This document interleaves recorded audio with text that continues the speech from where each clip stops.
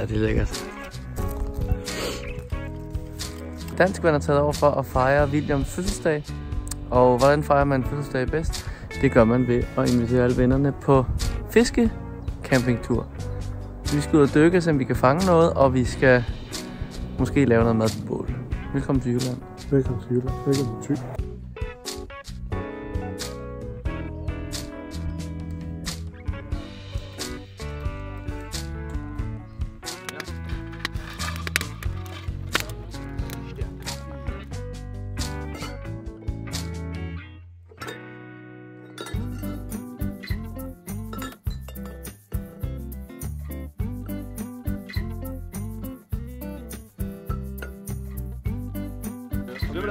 Er det grønne kaffebønner? Hvad er det? Jeg ved ikke, om jeg gider det der, at vi skal køre det så lang tid. Altså, jeg tænker godt, det er Nej. Så skulle vi jo ikke have lavet det nu. Vi laver en mere. Sådan der. Må jeg spørge? Når man rister kaffebønner, så... Ikke til naturvejlederstemmen på. Og hvad er undervisningsreglerne her? Hvad skal man gøre egentlig? Du kaster dig bare ud i det, Sune. Det skal være det er morgenkaffen.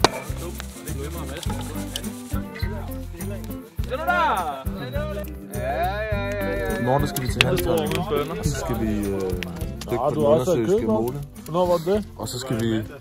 Nå, så er du da også. Hvornår var vi... Det gør vi. Det gør vi. Og hvis fordi det ikke der virker, så er tager vi østmænd i videre. 3 dage. Det er specielt. Ja. Nu er vi kommet til Jylland, og det har været en tur, der har været planlagt i et halvt år. Ja. Så har der været østmænd, så det skal vi. Perfekt. Det skal vi. Det rykker. Jeg tænker bare, at jeg går live her, fordi nu kan jeg se, at dækningen er ret dårlig.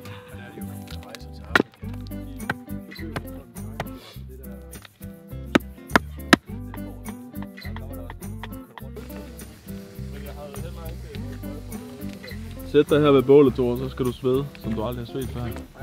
Vi kører sauna. Dejligt.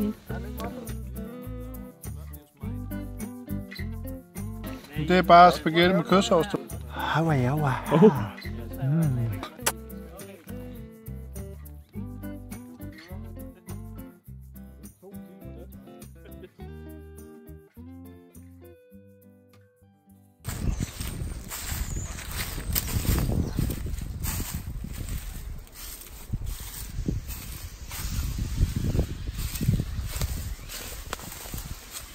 Hej Jørgen. Så Sune, du er ved at lave kaffe nu. Så skal vi smage jeres hjemmeristede Patricia Villa juice. Det er et godt symbol på, hvor koldt det har været. Ja, den er jo næsten frossen, den her.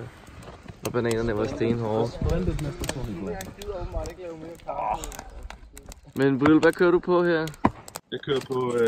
Det ligner altid opkast, når man laver det der, ikke? Jo. Jeg kører på hjemmelavet bacon og æg. Tak. Den er frisk. Nu skal vi ud og se på det her. Hanstholm. Og der er lidt bølger ind, men vi satser på, at den går. Nu må vi se, hvad drengene siger. Det er dommen, ellers må vi til Limfjorden. Er det ikke naturmikkel?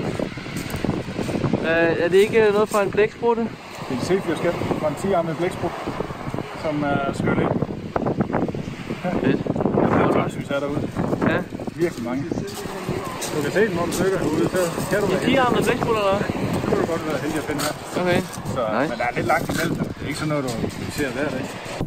Nu forlader vi høfte 72. Drengene dykker der. Og vi bevæger os over til et sted i Limfjorden. Det er 3 timer nu, der kommer i vand. Ja. Men vi er stadigvæk på ekspedition. Ja, det er fedt. Ja, det er fedt. Jeg synes faktisk, det er fedt. Jeg synes faktisk, det er fint det her med at gå ud og tjekke. Og... Ja. Ja, vi har været to steder nu. Det er også det her med, at man... Jo, selvfølgelig kan vi godt bare hoppe i, men det er koldt vandet også. Altså, det er godt at være et sted, hvor vi ligesom...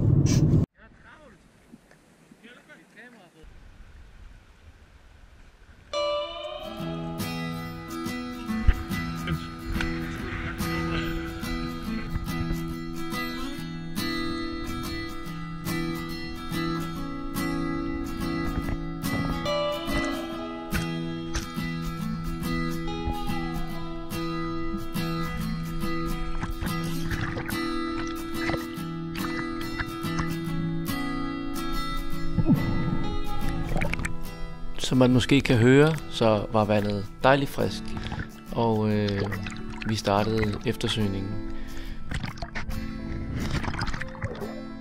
Det andet hold med William, Sune, Mikkel og Jakob blev det andet sted der.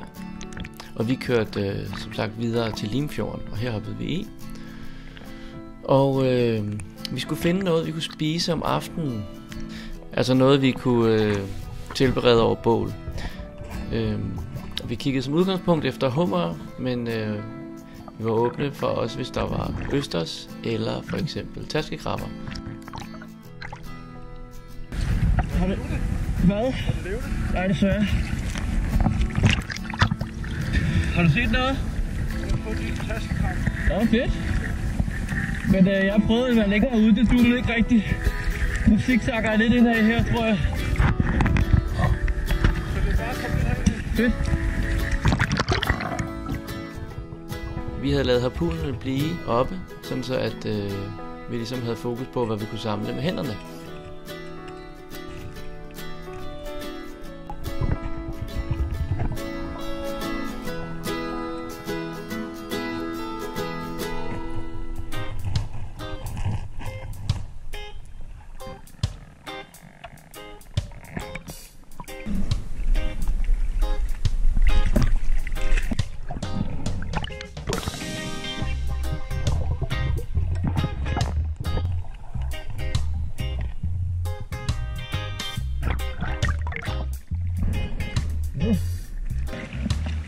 Okay.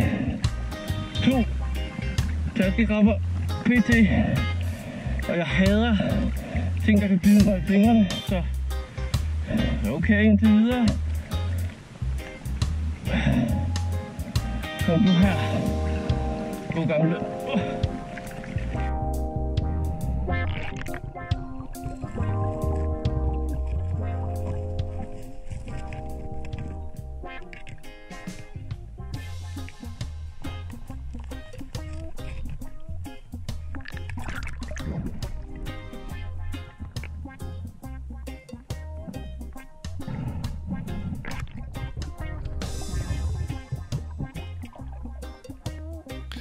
Og her fandt jeg en stenbider, han, og jeg kiggede efter, om den lå og passede på nogle æg. Det kunne jeg ikke umiddelbart se, men for ikke ligesom at tage chancen, så puttede jeg den tilbage igen.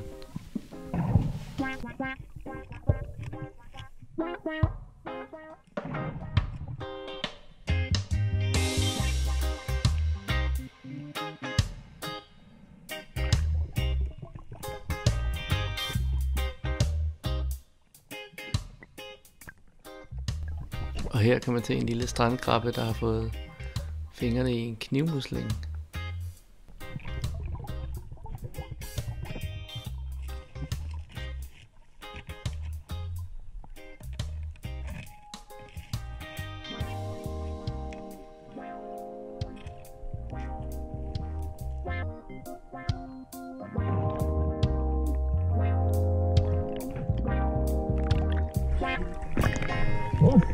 Det er stor! Fuck det!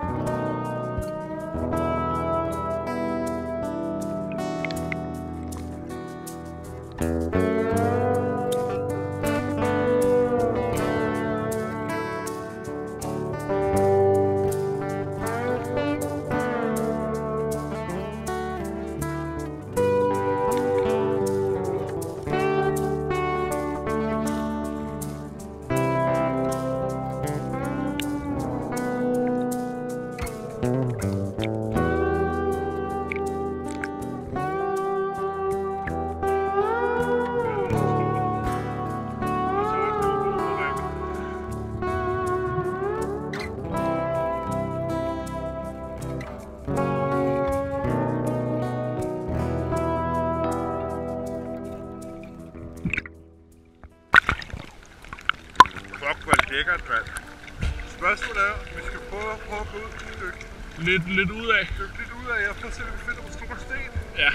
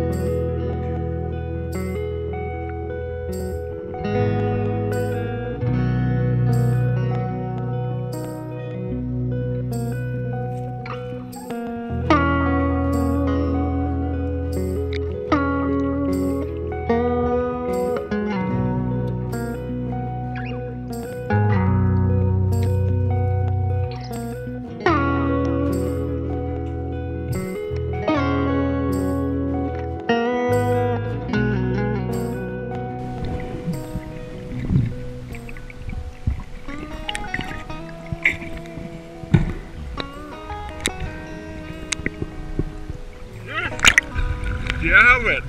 Vi var lidt længere ude. Fedt. Den lå bare lige nede. Lige nu. Jeg kunne lige tage den. Du svømmer ud. Ja.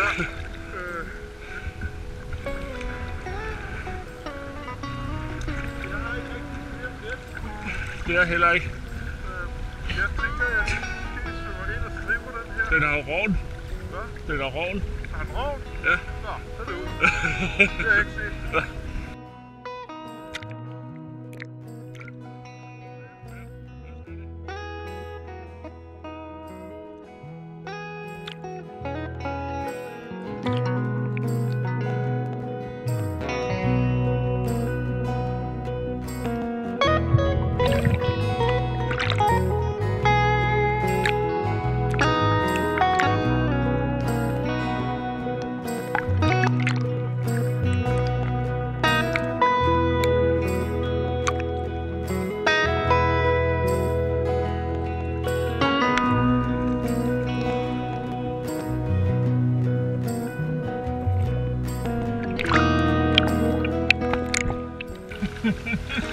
Er du sindssygt? Prøv at se det her. Er du gal uoverræk, mand?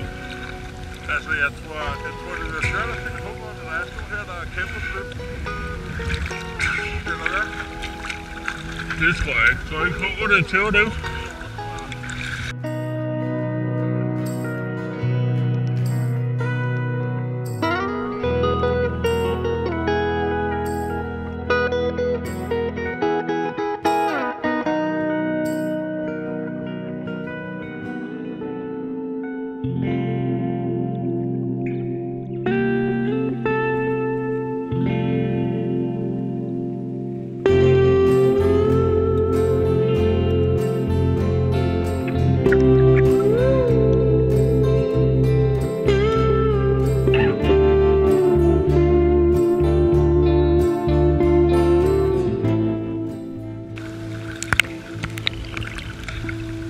Hvad så? Jeg har fundet et hummer til, det var lige lidt for lille. Nå.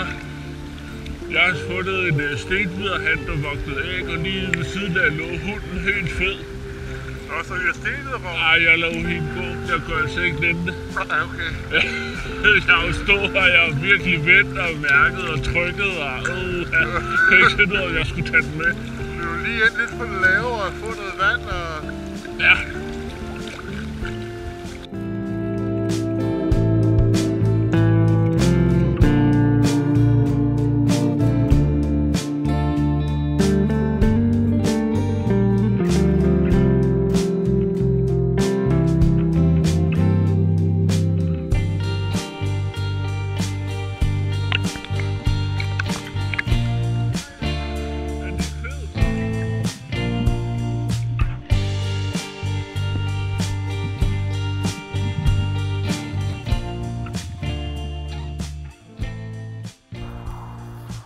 Så er jeg oppe af vandet.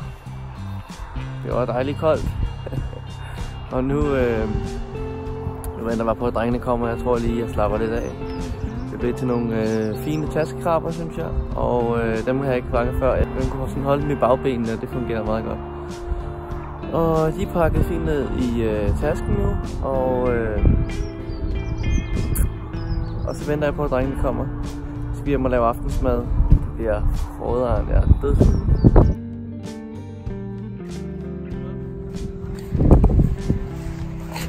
Thor, har du en, der er større end den her? Der er lidt trætsvægtende i forhold til... Men kan man ikke på den anden side? Kan man? Jo, prøv at høre. Der er sten og hummer over alt det. Jo. Altså, der lå, den der hummer, jeg fandt, den lå bare ude som med halen, og jeg kunne se, den måske bare noget på. Ja, jeg ved, ja, det var stor der. Det var lige over stjålet. Vil kigge op, Sune? Ja, det gør vi altså. Det er det. Den store der, den er vi altså næsten nødt til at kokke det, inden Emil han kommer hjem, så den bare ligger klar til ham. Ja. Din krabbe, Emil. Din krabbe? Er det krabbe Emil? Jeg er ved at lave de klassiske Emils bålkartofler. Jenses hadekartofler. Jeg hader det lort. Hvidløgsmør. Alligevel så står han og laver det. Jamen, jeg vil godt spise det, jeg gider bare ikke så hakke det. Har lidt skære i flammerne? Ja, der er helt nede i. Ja. Smækker den af flames. Det er den. Nej, selvfølgelig. Og så lader vi dem bare dampe af, så når de er ved at være... Lige nu der ligger den jo lidt og koger i egen skal, fordi vi ikke køler den. Så når den er ved at være sådan smålunken eller kold, så kan vi bare brække den fra, så bliver det ren krabbe, ikke? Den er brudt igennem, så det, nu er det bare sådan... Hvad har du fanget, god gamle? Øster. Glædelig jul. Tak. Hold øje med bilen. Thor har set derude den bedste, hvis jeg nogensinde har smagt. Er det Vesterhavsøsters, eller hvad hedder det? Nej, det her det er bare Stelthavsøsters. Okay. Hvad hedder den anden? Den hedder Fladøsters, tror jeg. Gør den ikke, William? Europæisk østers. Men det der, det er en stillehavs. Det er en stillehavs. Nu skal jeg lige finde noget. Hvad er det, du har lagt på der? Det er et halvt dårligere fra Tyskland. Vi svitser en lille smule. Det er en tysker. Så tager vi vores dårligere ryg, ikke? Oj. Kan I se? Og den har ligget og hvilet lidt. Ja, den har lige fået kvarter 20 minutter.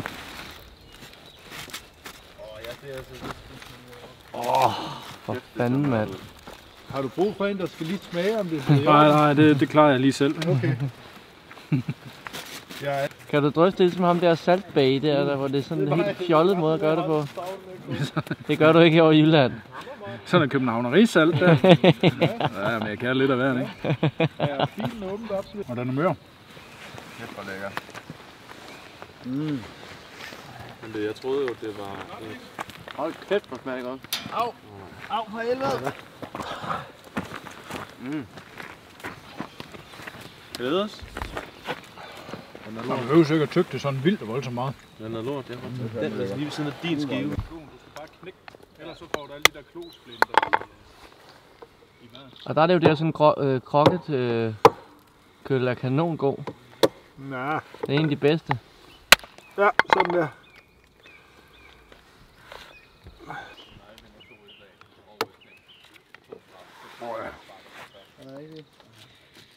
Er det godt? Kræftet med ramme, mand. Fedt. Altså, udover at man skal lave højt bål, ikke? Så er det en meget god rest, men det har været fedt, dem der, hvor man lige kan... Har du ikke fået noget? Jeg har fået. Kan du selv høre mig? Det er virkelig godt, at jeg har taget de her krokketkøller med, ellers så havde det været nærmest umuligt at spise de her krabber. Er det den her? Det er sødt, hva'? Det er sygt lækkert. Det er bedre end hummer næsten. Det synes jeg faktisk, det er. Altså hummer var også rigtig godt. Rigtig godt. Men jeg synes godt nok, selvom det er koldt, så... Wow! Hold kæft, hvor er det prøvet. Godt fanget, venner. Ja, godt arbejde. Det var godt, at... Det er første gang, at jeg har fanget mere end dig, William. Det var lidt ærgerligt, vi sendte... Det skal fejres. Det var lidt ærgerligt, vi sendte B-holdet til det gode sted, men altså... Så vi ikke fik lov at få nogle hummer. Men Ja. altså, så... Men altså, så har vi alle sammen lært noget. Ja, I var lige ved at rose os og være søde. Ja, det var kun også lige ved. Men vi gjorde det faktisk, og så... Nej, vi gjorde det faktisk ikke. Så trækker vi det lige tilbage. Vi var millimeter fra at føle os værdsat. Ja. Lige før det... Ej, jeg tager kød på. Ej, jeg vil sige, hvis man... Jamen, kan det være over i nærheden af krabstationerne? Ja. Det er et foretræk. Det vil være stationland, det her. Hvad med, at vi gør det her, hvor... Jeg tror, jeg skal have lidt... jeg tror lige, jeg skal have lidt... lidt tabasco og lidt citron i. Lidt førstehjælp i. Ja, bare lige for... Og der behøver ikke være helt så meget saltvand i heller. Sådan der, ikke? Der, lige lidt af det der. Jeg forstår det godt, men det er mere det der med sådan der. mulige forskellige eksempler og sådan noget, hvor man skal være inde i alle sammen. Er det i orden? Ja, nu synes jeg. Nej, jeg kan godt det her. Altså, jeg har ikke løsnet den, Sune. Jeg tror... Har du ikke lyst til den? Nej, fordi ellers så kan jeg ikke vende den om, så den bliver grillet. Så Hvad gør med tænderne? og den var løsnet, og jeg havde løsnet. Er det i orden? Nej, det var. Er det tykt?